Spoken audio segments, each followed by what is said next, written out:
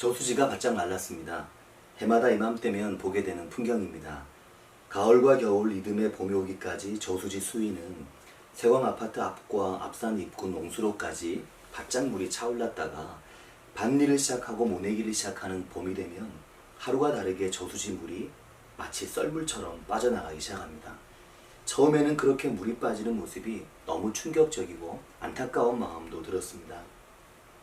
저수지 수위가 줄어드는 것을 볼 때마다 저 저수지 수위가 꽉 차 있어야 그래서 그림 같은 이동 저수지의 모습을 그대로 1년 12달 유지하고 있어야 저수지 주위로 둘레길이라도 빨리 생기고 송전에 새로운 변화의 바람이 불 텐데 그럼 교회도 같이 부흥하고 성도님들 삶의 자리도 넉넉해질 텐데 그런 생각을 했었습니다. 그런데 3년 정도 이동 저수지에 물이 차고 빠지는 풍경을 보다 보니 우리는 조금 익숙해지는 것 같습니다. 그러면서 물이 빠지고 있는 저수지에 대한 미련보다는 물이 빠진 저수지 바닥에서 어느새 돋아나고 있는 연한 녹색의 풀들이 어디서 나타났는지 정말 아름답고 신기해 보이기 시작했습니다. 처음 저수지 바닥을 보았을 때는 정말 충격이었는데 그렇게 꽉 차 있어주길 바랬던 이동 저수지가 여름이 되면 늘 저수지 아래쪽까지 말라 내려가는 것을 보면서 요즘은 저수지의 사계절에 대한 새로운 묵상을 하게 되는 것 같습니다. 물론 저수지는 큰 이변이 없는 한 여름이 지나면 다시 수위가 올라가기 시작할 것입니다. 그리고 겨울이 되면 다시 물로 꽉 차 올라서 이듬해 물이 필요할 때를 준비할 것입니다. 혹시 저수지 물이 제방을 넘어오지 않을까 싶을 정도로 만수위에 이르게 될 것입니다. 그러면 다시 이동 저수지는 보기 좋고 아름다운 풍광을 이루게 되겠죠.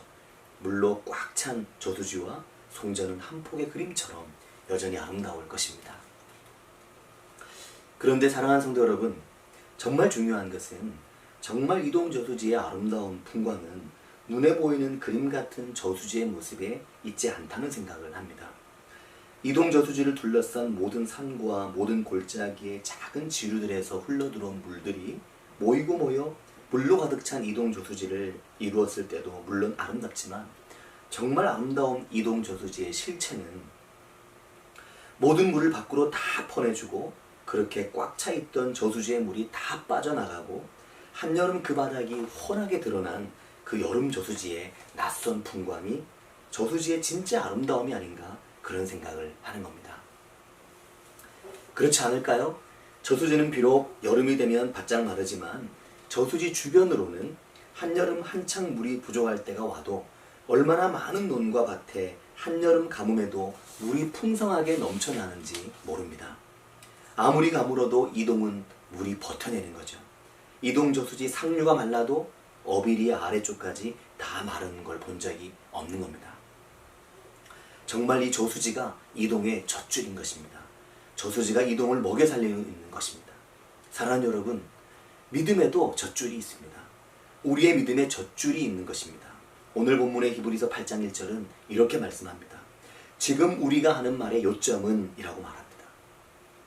지금 우리가 하는 말의 요점은 이라는 말은 무언가 많은 말을 했는데 그동안 한 말이 무슨 말인지 이해하시겠습니까? 하고 묻는 것입니다. 지금까지 했던 말을 이해하느냐? 그러면서 하는 말이 지금 우리가 하는 말의 요점이 뭐냐? 라고 말하면서 우리의 요점은 이러한 대제사장이 우리에게 있다는 것이다. 이것이 요점이다라는 것입니다. 이러한 대제사장이 우리에게 있다는 것이다. 이 말이 무슨 말입니까? 이러한 대제사장이 누구입니까? 바로 예수 그리스도이십니다. 우리에게는 완전히 다른 차원의 대제사장이신 멜기세덱의 반차를 따른 하늘의 반차를 따른 예수님이 여기 계시다. 이것을 말하고 있는 것입니다. 해마다 속죄의 제사를 드려야 하는 사람의 반열을 따른 대제사장이 아니라 한 번의 제사로 다시 속죄의 제사를 드리지 않아도 되는 완전한 속죄의 대제사장이 바로 여기에 계시다 라고 말씀을 하는 겁니다. 히브리서 5장에 이런 말씀이 있습니다. 히브리서 5장 7절을 보면 그는 육체에 계실 때 자기를 죽음에서 능히 구원하실 이에게 심한 통곡과 눈물로 간구와 소원을 올렸고 라고 말씀합니다. 예수님은 우리의 대제사장이 되셔서 심한 통곡과 눈물로 우리를 대신해서 하나님께 간구와 소원을 올렸고 그리고 5장 9절에 보면 그분이 드디어 온전하게 되셨은즉 자기에게 순종하는 모든 자에게 영원한 구원의 근원이 되셨다라고 말씀을 하고 있습니다. 영원한 구원의 근원, 바로 이런 대제사장이 우리에게 있다고 히브리서는 이 이야기를 우리에게 하고 있는 것입니다. 사랑하는 성도 여러분, 성경의 말씀은 굉장히 단순합니다. 성경은 우리의 죄의 문제에 대해서 말씀합니다. 창세기부터 요한계시록까지 단 하나의 요점을 말씀하고 있는 것입니다. 그것은 하나님께서 우리를 사랑하셔서 우리를 위한 속죄의 길을 열어놓으셨다는 것입니다. 그러니까 내 죄에 대한 속죄가 우리에게 필요하지 않다면 우리는 사실 하나님이 우리에게 필요 없는 것입니다. 그러나 만일 우리가 내 죄의 문제에 대해서 자각하고 느끼기 시작한다면 그때부터 우리에게 하나님이 정말 필요하게 되는 것입니다. 교회를 오게 되고 신앙의 필요를 느끼게 되고 나도 예수님이 믿고 싶다고 말씀하시는 분들은 처음에는 여러 가지 이유로 신앙생활을 시작하지만 결국 신앙생활을 하다 보면 내 죄의 문제와 부딪히게 됩니다. 예수를 믿고 하나님을 알게 되면 알게 될수록 점점 더 내 죄가 커지는 것입니다. 그래야 신앙생활을 할 수 있고 예수를 믿을 수 있는 것입니다. 물론 예수를 오래 믿으면서도 죄의 문제가 전혀 안 느껴지는 것 같은 사람들도 있습니다. 그러나 그것은 그 마음이 그만큼 묻어있고 그만큼 상해 있기 때문입니다. 정말 마음이 너무나도 딱딱하게 굳어져 있기 때문이지 그렇다고 그들에게 예수님이 필요하지 않은 것도 아니고 그렇게 죄에 묻으니까 당신들은 교회에서 필요하지 않다는 말도 아닌 겁니다. 문제는 우리가 우리의 죄의 황폐함을 잘 느끼지 못하기에 우리에게 이러한 대제사장이 있다는 이 놀라운 사실이 우리에게 놀라운 사실이 아니라는 것. 이것이 중요한 문제인 것입니다. 신앙생활을 하는 사람들은 그러니까 두 종류의 사람이 있다고 말할 수 있습니다. 내 죄의 문제를 점점 더 깨달아가고 그래서 더욱더 내 죄를 속하기 위해 이 땅에 오신 예수 그리스도를 더 알아가려고 하는 사람이 있고 또 한 사람들은 신앙생활을 하면서도 이 중요한 시기를 놓쳐버리는 사람들이 있습니다. 사랑하는 성도 여러분, 본문의 3절에 이런 말씀이 있습니다. 대제사장마다 예물과 제사드림을 위하여 세운 자니라고 말씀합니다. 이 땅의 수많은 대제사장들, 그들이 모두 하나님 앞에 인간의 죄를 깨끗하게 하는 속죄의 제사를 사람들을 대신하고 대표하여 드리는 사람들이었습니다. 그런데 이제 한 새로운 대제사장이 오셨는데 그분은 하나님의 아들이시고 우리의 모든 죄를 한 번에 해결하시는 분이시다. 바로 그분이 예수 그리스도이시다라고 말씀을 하는 겁니다. 고유정 씨에 대한 뉴스를 모두 보셨을 겁니다. 남편을 살해한 혐의로 검찰에 구속 송치된 고유정 씨의 이야기를 뉴스로 보면 굉장히 놀랍고 범행 방법이 참 끔찍하고 어떻게 남편을 이렇게 살해할 수 있을까라는 생각을 하게 합니다. 두 사람의 결혼 생활은 평탄하지 못했었습니다. 신혼여행 때부터 또 남편이 그렇게 희생되기까지 두 사람은 끊임없이 불화하고 많이 다퉜던 것 같습니다. 그리고 결국 이혼에 이르게 되었습니다. 안타까운 가정, 깨진 가정의 전형을 우리에게 보여주는 것입니다. 그렇게 이혼하고 아이의 양육은 아내인 고유정 씨가 맡았는데 남편은 이혼하고 2년 동안 아이의 얼굴을 한 번도 볼 수가 없었습니다. 아이가 너무나 그립고 보고 싶어서 결국 남편은 면접 교섭권을 사용해서야 2년 만에 아들을 볼 수가 있었습니다. 그런데 그게 마지막이었습니다. 고유정 씨는 아들을 보러 왔던 남편을 잔인하게 살해하고 시신을 유기했습니다. 그것도 잘게 분쇄하여 30여 개의 쓰레기 봉투에 나누어 담아 제주도에서 완도로 가는 바다에, 완도에서 김포로 가는 길에 전라도 영암에서, 김포에서는 다시 새벽에 쓰레기장에서 참으로 말할 수 없이 잔혹하게 남편의 시체를 유기했습니다. 이런 이야기를 들으면 우리는 죄에 대해서 생각하게 됩니다.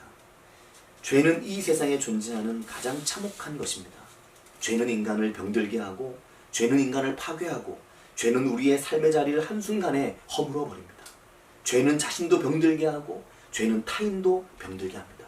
죄의 욕심과 죄의 욕망은 끝이 없습니다.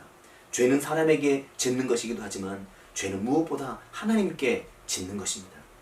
그런데 우리가 고유정 씨를 쉽게 손가락질을 하지 못하는 이유는 요한복음 8장에서 가늠하다 현장에서 잡힌 여인을 향해 너희 중에 죄 없는 자가 먼저 돌로 쳐라 예수님께서 말씀하셨을 때 하나둘 그 자리를 피해 다들 떠나버린 것처럼 우리도 오늘 여전히 죄를 지으면서 죄 가운데 살고 있기 때문입니다.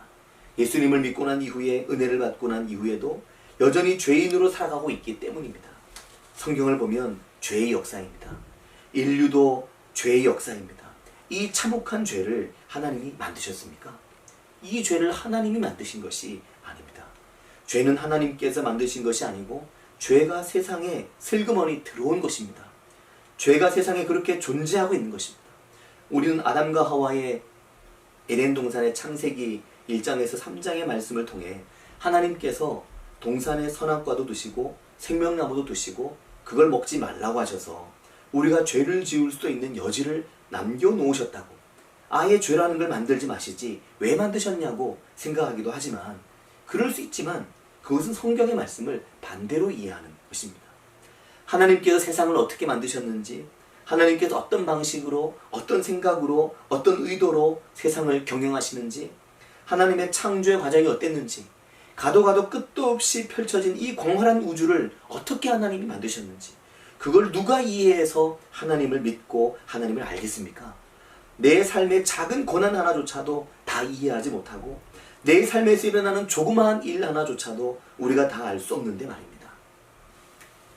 너무나 작고 연약해서 사람이란 존재가 알 수 있고 할 수 있다는 게 얼마나 제한적이고 얼마나 인간이 유한한 존재인지 모릅니다.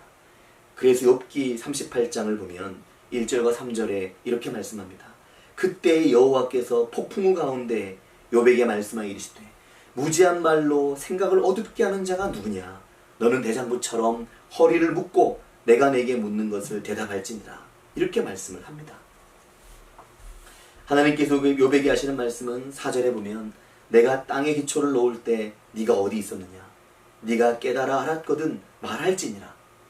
바다가 만들어지고 파도가 일어나고 밤이 지나면 새벽을 넘어 아침이 오고 26절에는 누가 사람 없는 땅에 사람 없는 광야에 비를 내리며 황무하고 황폐한 토지를 흡족하게 하며 연한 풀이 돋아나게 하였느냐? 이것을 알 수 있겠느냐? 이 모든 것을 네가 알 수 있겠으며 이해할 수 있겠으며 이런 일을 할 수 있겠느냐? 그렇게 우리에게 물으십니다. 못합니다. 할 수 없습니다. 다 할 수도 없습니다. 우리가 알고 있는 게 너무 없고 하나님께서 하신 일과 섭리를 이해하지 못하는 게 너무나 많은데, 그런데 중요한 요점은 바로 히브리서 8장 1절과 같이 이러한 대제사장이 오늘 우리에게 있다는 바로 이것이라고 말씀을 하는 겁니다. 이 세상의 운영과 하나님의 섭리를 다 알고 다 이해하지 못하지만, 그러나 분명한 것 하나는 바로 오늘 우리의 요점은 바로 그 대제사장이, 이러한 대제사장이 우리에게 있다. 이것이 우리의 요점이다라는 겁니다. 우리를 너무나 사랑하셔서 우리를 위해 아들을 내어주신 그리스도 예수의 놀라운 사랑이 오늘 우리에게 있다는 것, 이것을 잊지 말고 이것을 기억하고 이것을 마음에 새기라고 그것을 히브리서가 우리에게 말씀하고 있는 것입니다. 사랑하는 성도 여러분, 요즘 믿음이 많이 약해지거나 요즘 믿음이 흔들리고 있다면 우리가 히브리서의 말씀에 귀를 기울였으면 좋겠습니다. 또한 우리가 신앙생활을 하면서 동일한 부지런함을 내고 더 부지런함을 낼 수 있기를 바랍니다. 그런데 그렇게 되기보다 내 삶의 여러 가지 힘든 일들로 인해서 힘을 잃고 주저주저하고 계시다면 다시 이 히브리서의 말씀을 통해 우리에게 대제사장이, 이러한 대제사장이 우리에게 있다는 이것이 우리의 요점이라고 우리가 말하고자 하는 바라고 말하는 히브리서의 말씀에 우리가 좀 더 귀를 기울일 수 있게 되기를 바라고 축복합니다. 모든 게 내 마음 같지 않고 모든 게 내 뜻대로 되지 않는 여건과 환경 속에 있다고 할지라도 오직 우리의 아버지 되신 하나님은, 우리를 위해 선한 일을 하시는 그 하나님은 우리를 위해 아들 예수 그리스도를 이 땅에 보내시고 예수 그리스도를 통해 우리의 영원한 대제사장이 되셔서 우리의 죄 문제를 해결하시고 우리의 삶에 영원한 산 소망을 주시는 분이시라는 것을 믿고 의지하고 나아가는 우리 모두가 될 수 있기를 바라고 축복합니다.